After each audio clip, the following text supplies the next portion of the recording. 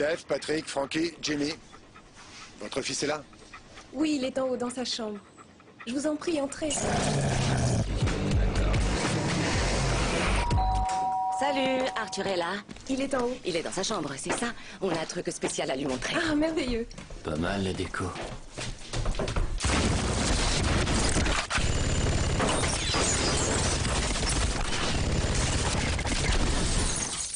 Ouais, Arthur. Il est à l'étage. Bonjour, Bonjour. c'est la charmante petite Anna. Tu en as un joli lapin? Viens, je vais t'en montrer un vrai. Ne laissez pas le danger entrer chez vous. Protégez vos enfants.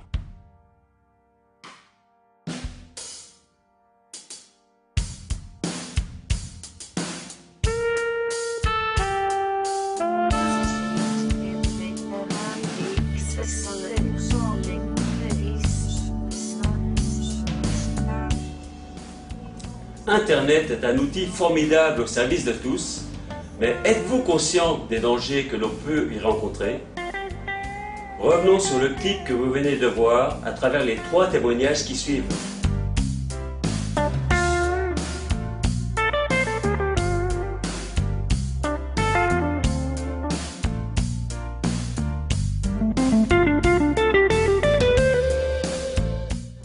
Facebook, c'est actuellement 800 millions, un peu plus de 800 millions d'utilisateurs.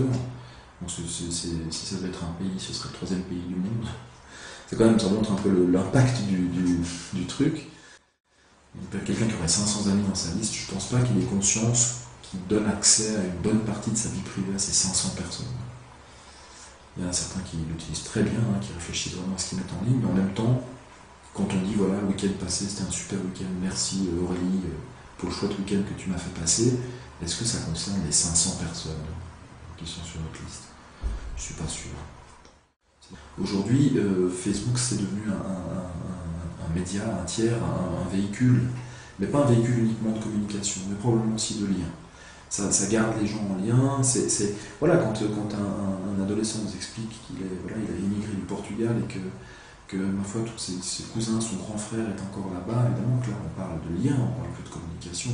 C'est clairement d'échanger les réalités, c'est clairement de se voir maintenant avec des logiciels comme par exemple Skype, c'est réellement, on n'est plus uniquement dans la communication, on voit aussi les gens grandir, on les voit vieillir.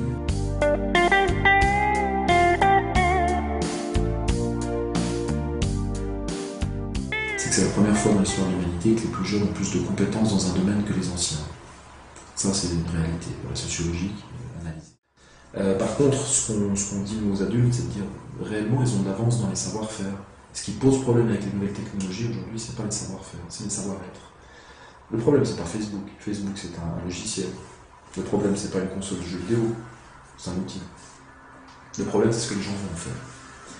C'est-à-dire, c'est comment c'est possible pour quelqu'un d'imaginer que sur Facebook, on puisse créer un groupe anti-prof, insulter un de ses élèves, harceler, salir la réputation en pensant être dans l'impunité et dans l'anonymat. Comment c'est possible aujourd'hui que les gens se disent mais derrière un écran je me sens tout puissant et tout est possible, alors que dans la vraie vie il n'aurait absolument pas ce réflexe. Mais voilà, ça c'est le rôle des adultes, et ça l'était avant tous ces aspects numériques, de guider les jeunes dans l'acquisition des compétences pour les savoir-être, l'esprit critique, la capacité à faire des choix, la notion de citoyenneté. Ce ne sont pas des choses qui s'inventent et qui se développent spontanément.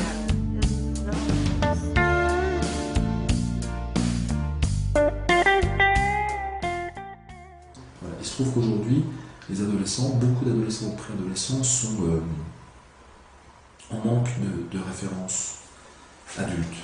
Alors, pour plein de raisons, et parfois plein de bonnes raisons.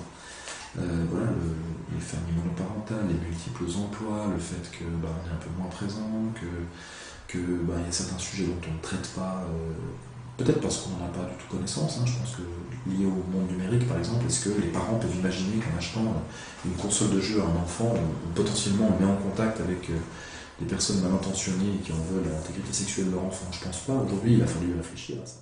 Et par la suite, un enfant qui n'aura pas de référence adulte, qui n'aura pas de contact suffisant dans sa famille, avec ses parents, avec de personnes de confiance à qui parler, il va trouver ici un vrai interlocuteur voilà, en disant je suis un adulte, je peux répondre à toutes tes questions. Ça prend parfois cette phase, commence par des questions bénignes, t'aimes quoi comme jeu, tu fais quoi, ok, on peut continuer à discuter, c'est sympa.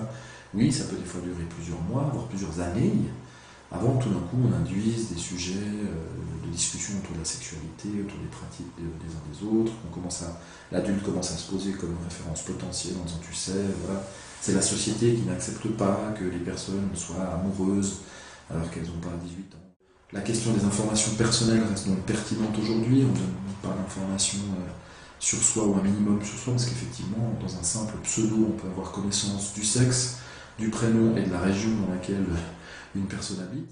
Là, quand on parle de la réalité des statistiques, on se rend compte que les cas de cyberharcèlement sont bien plus récents, que les usurpations d'identité sont devenues communes, notamment à travers les réseaux sociaux. C'est un moyen de se venger des gens, de leur faire du mal de manière très pratique et confortable. Donc on reste à des conseils qui parfois tiennent dans le bon sens.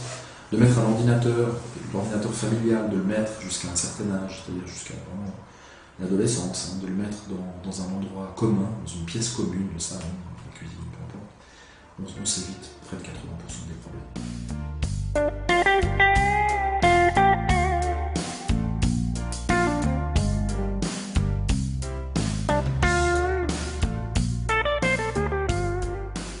Donc la découverte des MMORPG, donc les jeux de rôle, pour ceux qui ne connaissent pas vraiment le nom, un petit peu expliqué, ça s'est fait à 15 ans. J'étais en début de 3e, je crois, je dis 15 ans mais je sais pas, je sais que j'étais en début de 3e. Et à ce moment-là, moyenne générale je devais être à 15, voilà, très bonne moyenne, j'en sortais très bien, j'étais intéressé, les cours m'intéressaient, il n'y avait pas de problème, quoi, j'étais quelqu'un dans la masse on va dire. Et de jour en jour, c'est vrai que le temps que ça demande, parce que c'est vrai que pour être dans les meilleurs, et c'est ce qu'on recherche un peu tous en tant que joueurs, c'est un peu la compétition, c'est d'être dans les meilleurs, il faut s'investir. Si on ne joue pas beaucoup par rapport aux autres, pendant qu'on est à l'école, pendant qu'on fait nos devoirs, pendant qu'on va faire autre chose, les autres gens, ils sont connectés, ils jouent, ils font monter leur personnage. Donc nous, il faut qu'on... Il y a un moment, il faut se dire non, je peux pas, il faut que je joue, sinon je vais être à la ramasse. C'est là que les heures de jeu s'accumulent et commencent à bouffer tout notre temps. Donc au début, ça va être sur les autres loisirs. Donc avant, je faisais de l'escrime, etc. J'étais même plutôt pas mauvais. Je faisais des Lego, mais au niveau plus poussé que les Lego d'enfants. Je faisais des belles constructions. Tout ça, ça a été zappé. Voilà. Donc j'ai commencé vraiment à faire que ça. Et là où ça a commencé à vraiment un peu faire décrocher du monde réel, on va dire, c'est en seconde, où à la fin de ma première année de seconde, au conseil de classe, mon prof principal m'a dit « Game over, tu redoubles ». Donc je me rappelle, il m'a dit « Game over », il m'a vraiment dit « Game over » parce qu'il savait que je jouais. Donc là, première seconde ratée. Et donc j'allais encore en cours, aux heures bien comme il faut, mais vu que j'avais pas dormi la nuit, je dormais en cours. Je faisais pas le bordel, mais je dormais en cours, je faisais plus rien, mes devoirs je les faisais pas, j'ai jamais fait un seul DM. Donc là ça commence un peu à lâcher. Et deuxième année de seconde, c'est là qu'il y a vraiment... ça s'écroule quoi, on va dire le monde scolaire, je commence à plus y aller l'après-midi, parce que, enfin le matin, je veux dire, je me lève pas le matin, j'y vais pas. Ça commence à créer des problèmes à ce niveau-là, donc là je me fais pas virer, mais en gros c'était ça, quoi. À la fin ils s'en foutaient de moi, ils avaient compris que voilà, que lui il n'y arriverait pas, il va la rater son année, bon tant pis on va le laisser rater, il veut plus. Donc je me suis retrouvé fin de ma deuxième année de seconde, entre guillemets, à la porte du lycée, donc c'était le lycée Julac de Besançon. C'est logique, ça gueule un peu, quoi. Ça plaît pas forcément que je commence à partir en live, alors que j'avais un avenir entre guillemets tout tracé. Je voulais être pilote de chasse, après prof d'SVT, j'étais parti pour faire un bac S.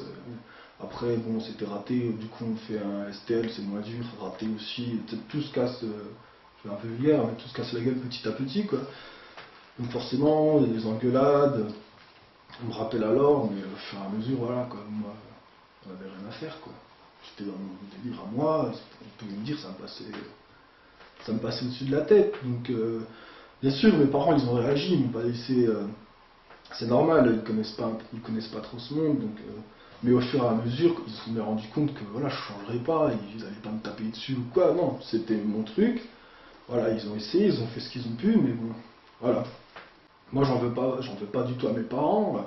Ils ont, voilà, moi, je suis content comme ça, donc je leur en veux pas. Ils ont essayé de me faire décrocher, de me faire rebosser, de me faire retourner.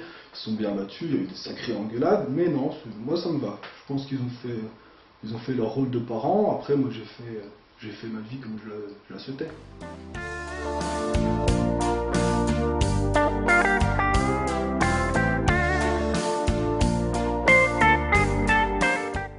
Rend pas fou, ça c'est clair et net. Par contre, un jeu vidéo c'est conçu comme un film en DVD, comme un film au cinéma, c'est conçu pour activer les émotions. Mais l'immense majorité des jeux, des joueurs n'est pas en prise avec une confusion entre le réel et le virtuel. Quand ça arrive quand même, ça reste exceptionnel et c'est pathologique, c'est toujours lié à d'autres types de pathologies. Effectivement, probablement quelqu'un qui a atteint de schizophrénie, c'est peut-être pas la meilleure solution de lui faire jouer des jeux gros. Voilà, si un jeune joue 4 heures par jour aux échecs, les parents auront plutôt l'impression d'avoir un génie à la maison. Si on a une jeune fille qui fait 25 heures par semaine de gymnastique artistique, par exemple, on va parler de sportifs d'élite, de haut niveau. Si on a quelqu'un qui joue aux jeux vidéo 2 heures par jour ou 3 heures par jour, le réflexe va être de parler de no life. Il y a là un problème d'étiquette à clarifier. Dans la majeure partie des cas, c'est ce que les retours des centres de traitement, nous disent, c'est qu'on constate quand même qu'à la fin de l'adolescence, au moment où les préoccupations professionnelles émergent, pour la majeure partie des cas, la consommation de jeux vidéo va baisser drastiquement. Sur une période très courte, tout d'un coup, on baisse.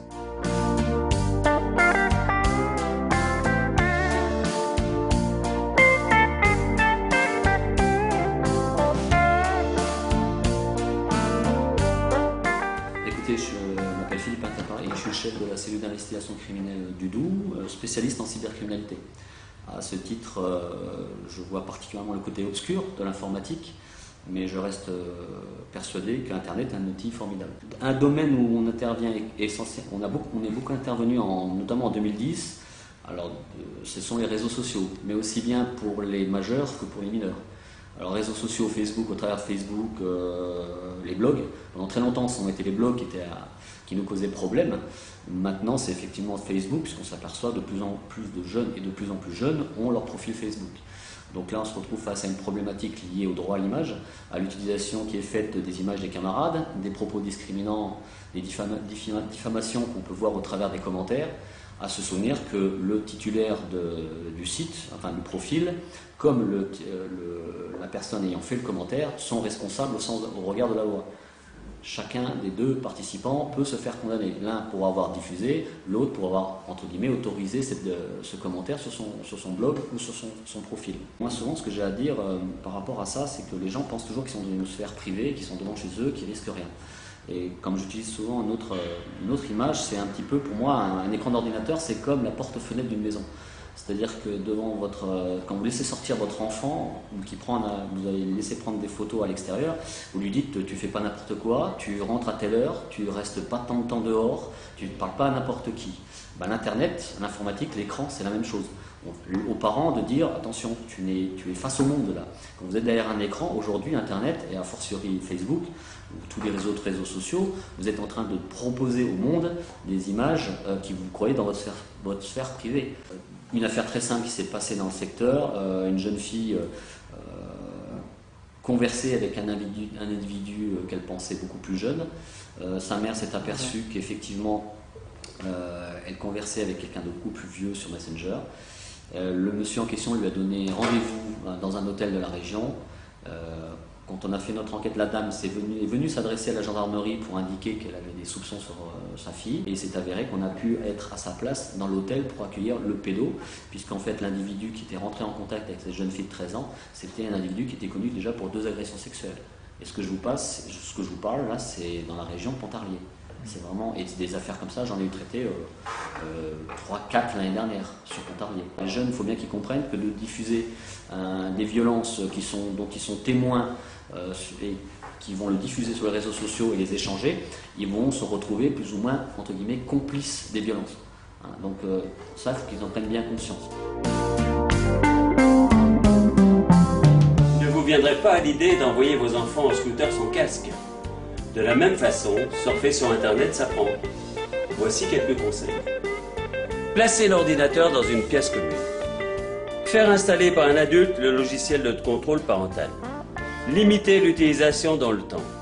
N'oubliez pas que, sur le net, comme dans la vie, il y a des droits et des devoirs. Établir une relation de confiance, développer leur esprit critique, voilà l'enjeu.